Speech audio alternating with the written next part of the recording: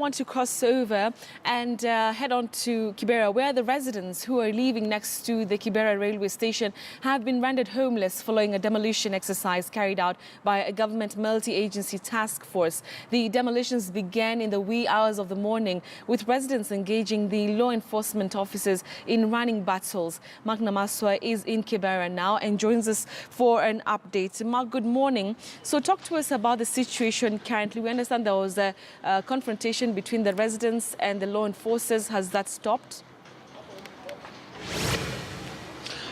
This is Area 42. We are just standing beside the railway line.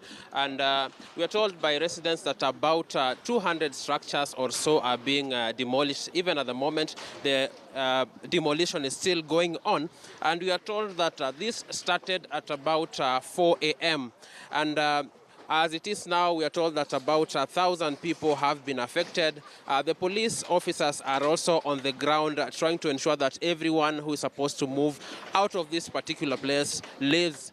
And people can be seen carrying their commodities, carrying their belongings, others on their backs, others have hired carts, popularly known as mikokoteni, so that they can take away their things to wherever they haven't even planned. I'm told that this came on, it's like an ambush.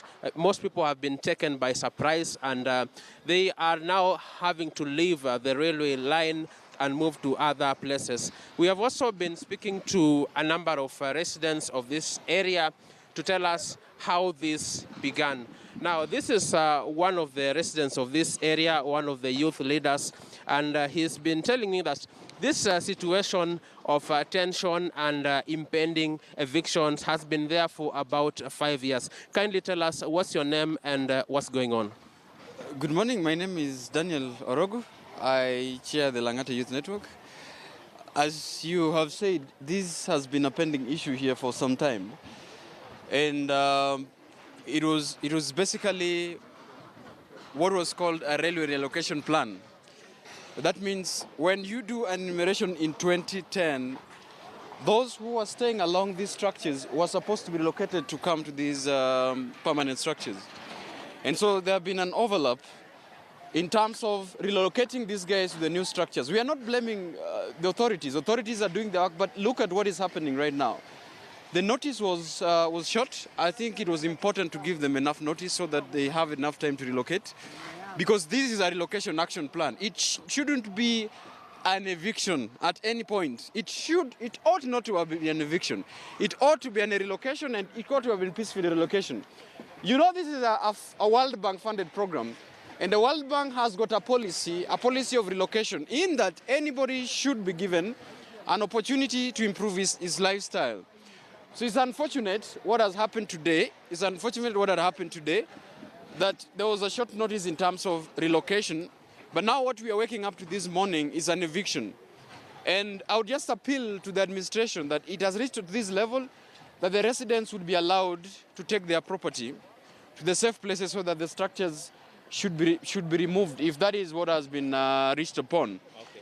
You've told me that this is a decanting area. What does that mean in this context? You see, the word decanting means a temporary resettlement.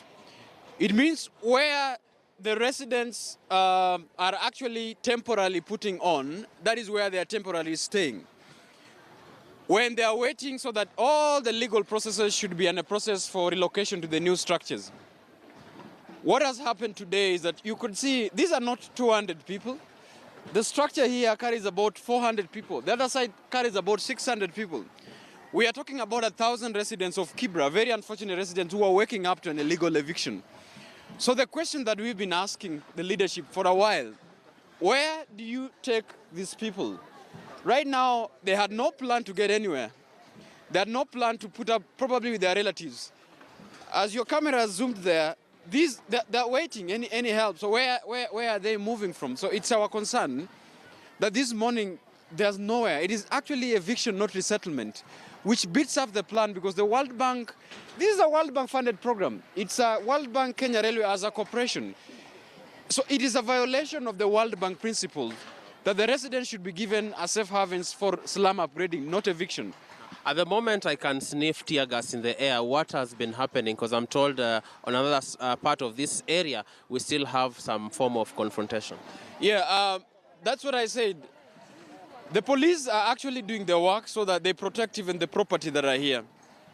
But on the other side, we are having youth who are confronting the police, the authorities, which is very unfortunate for these people who are staying here, because once you confront the police at the other side, it means they probably would throw the tear gas canisters on the other side for those who are removing their structures, which is very unfortunate because for them, they are not involving themselves in confrontation with the police. So my appeal, as I wind up, my appeal is this. These are residents who have nowhere to go this morning. They have totally nowhere to go because the eviction started at 4 a.m. The legal process about eviction should be daylight, and it should be supervised with authorities, in that the residents should be given an alternative what to do.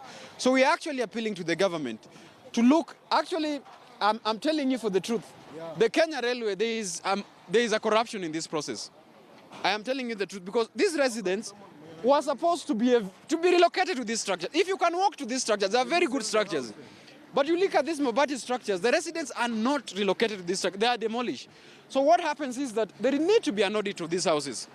The Kenya Railway and the government should audit these houses and know who are actually in the 2010 enumeration, because these are data that was done in 2010. I'm told some of these new structures have been taken over by middle-class citizens of this town. How did it come about? Once again, I am saying because there is a cahoot. There is a cahoot that is colluding with the Kenya Railway to give structures to the people who do not deserve. Because why? The residents that are here, again I will repeat because my point goes to the residents, that the legal owners of people who should be relocated. If you can do your independent, KTN can do their independent investigation in this structure, you will actually find people whose their names were not in this data for 2010, but they are given the houses, they are staying there.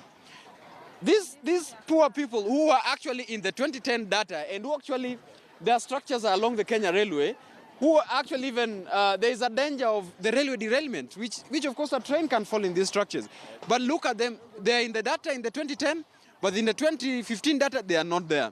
Who removed their names? Some of their houses are not completed in those structures. Yes. Let me give another resident an opportunity. Have you been affected by this current situation, and where are you heading to? Yes. Okay. My name is Lucas Owino. I'm a resident of this place, Kibera.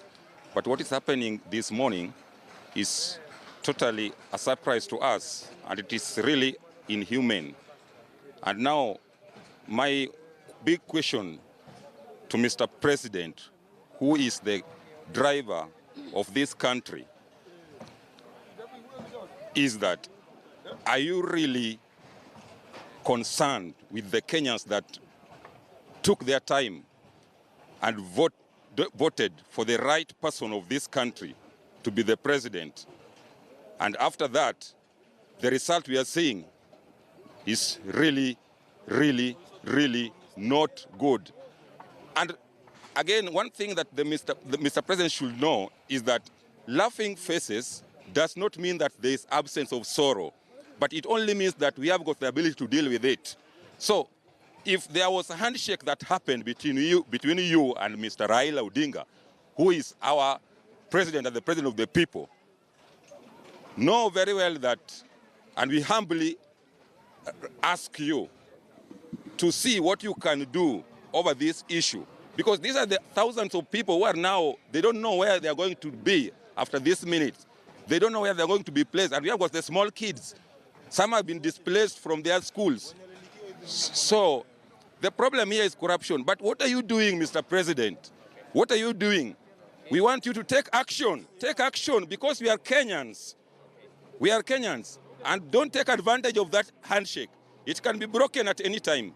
Okay, those are some of the residents of Area 42 here in Kibera who are right now displaced because there's an ongoing demolition of structures here, and they were supposed to move to alternative places of abode, but that has not happened. Right now, they have to make do with the relatives and friends. But as it is now, we're told another section, there's some confrontation. You can get whiffs of tear gas heading towards this direction. So let's head there and see what is transpiring there. Back to you, Betty. All right, Mark Namaso, they're speaking to the residents of Kibera who have been affected by the demolitions that took place in the wee hours of the morning. And like he mentioned earlier, about 1,000 people having been displaced or in one way or another affected by these demolitions. We'll keep